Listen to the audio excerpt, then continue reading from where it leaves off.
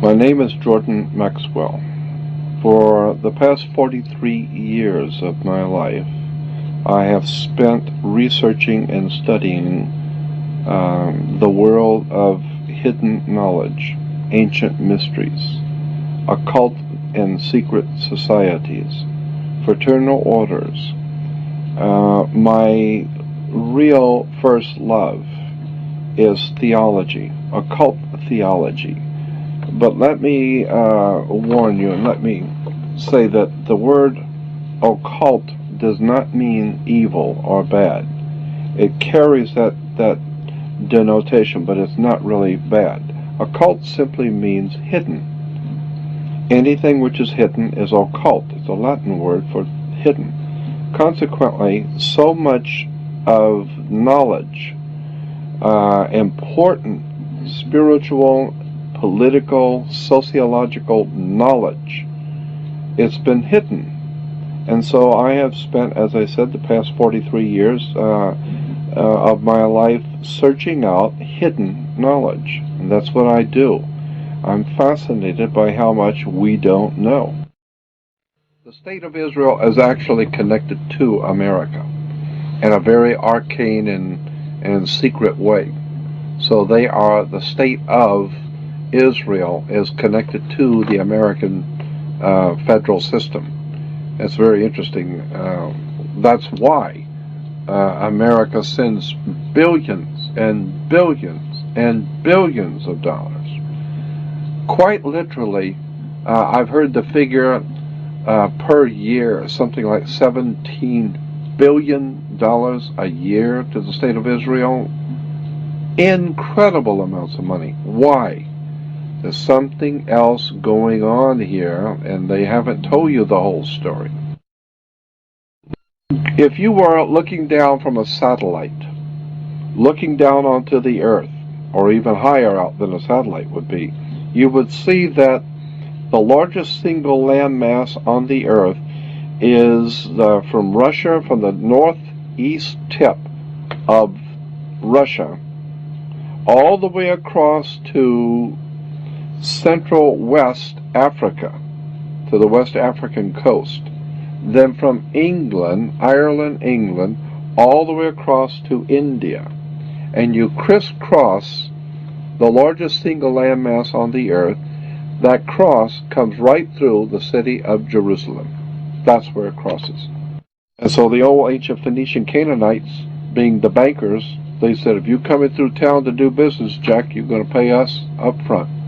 And so whoever controls Jerusalem controls the flow of oil, drugs, all kinds of products, the flow of gold, diamonds, all the valuable things in the world goes through Jerusalem. That's why it's the holy city. Money, international, monetary world situation set up so that all money, all flowing of business, commerce goes through Jerusalem. That's the name of the tomb, and that's why Jerusalem is so important to the American people. Now, you've got to give the people a reason why Israel is so important. Now, we know that Israel is very important because of strategically where it sits on the trade routes to control the flow of oil, drugs, diamonds, and a lot of drugs in Israel, going through Israel. Major movements of illicit narcotics and drugs through Israel. And diamonds, gold, money, etc., etc.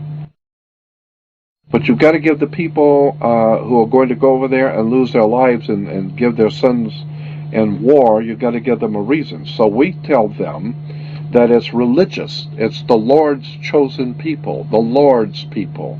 And the Lord himself has chosen Israel. And we give them a line. You'd be surprised what Americans love. They love that kind of stuff. And so we tell them, it's the Lord's will. And the Lord Jesus was there, and all the great prophets and all of that. And so we have to protect that little country, Israel, because it's the Lord's will. So I believe that all of these things which are happening right now in the Middle East is there are many factors involved. Obviously, it's not just oil, it's not just money. Those are the cards on the table.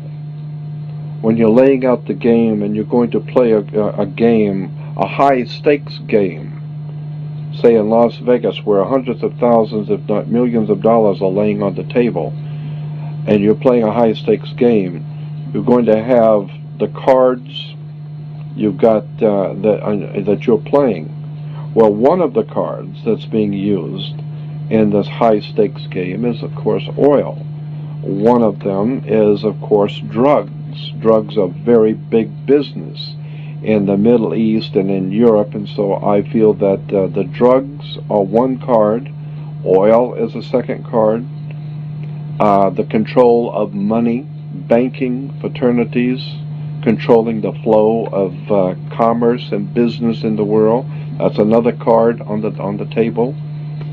But above the cards are the players only using the cards. And I think the players in this world game that's being laid out for us now are guided not by the cards. They're guided by something else. There's something else going on here. And it has to do with secret societies and ancient religions.